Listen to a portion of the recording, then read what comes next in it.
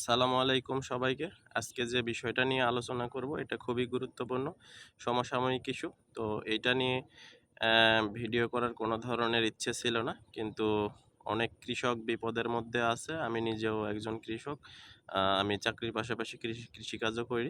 তো আমি নিজে যখন সমস্যার মুখে পড়ছি তখন বিষয়টা মানে টের পাইলাম। তো তখন দেখলাম যে আমি না শুধু, আমার আশেপাশে যারা আছে সবারই একই ধরনের সমস্যার মধ্যে সবাই পড়ছে। তো এখন বাজারে সারের একটা সংকট চলতেছে। তো এইটা আমি যতদূর খোঁজ নিয়ে জানতে পারলাম এটা কৃত্রিম একটা সংকট তৈরি করার চেষ্টা করা হয়েছে এখানে। তো টিএসপি এবং ডিএপি এই ২ টা সার বাজার থেকে উধাও।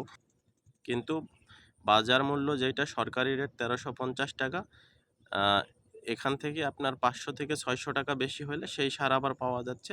কিন্তু কোনো ডিলারের কাছে আপনি পাবেন না, রিটেলারের কাছে হলে ঠিকই পাওয়া যাচ্ছে। মানে গোপনে এটা বিক্রি চলতেছে। তো এটা কেন হচ্ছে, কী জন্য হচ্ছে? এটা নিয়ে যারা প্রশাসনিক কর্মকর্তা আছে বা কৃষি কর্মকর্তা আছে তাদের কাছে আমি অনুরোধ করব এই বিষয়টা যেন ভালোভাবে তদন্ত করে দেখা হয়। তো আসলে প্রশাসন যদি চায় সবকিছুই করতে পারে। এর সিম্পল একটা যদি উদাহরণ দেই তাহলে আপনার সাদা পাথর হারিয়ে যাওয়ার পর এক রাতে সাদা পাথর কোথা থেকে চলে আসলো সেখানে আবার।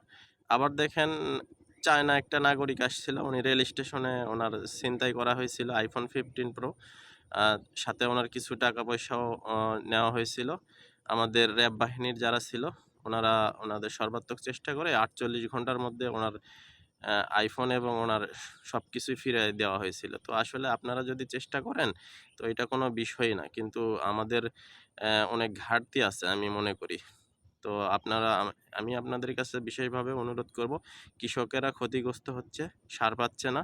এখন যদি সার আপনার ফসলে দিতে না পারে তাহলে যেইটা ধান হওয়ার কথা ছিল ওইটা হবে না।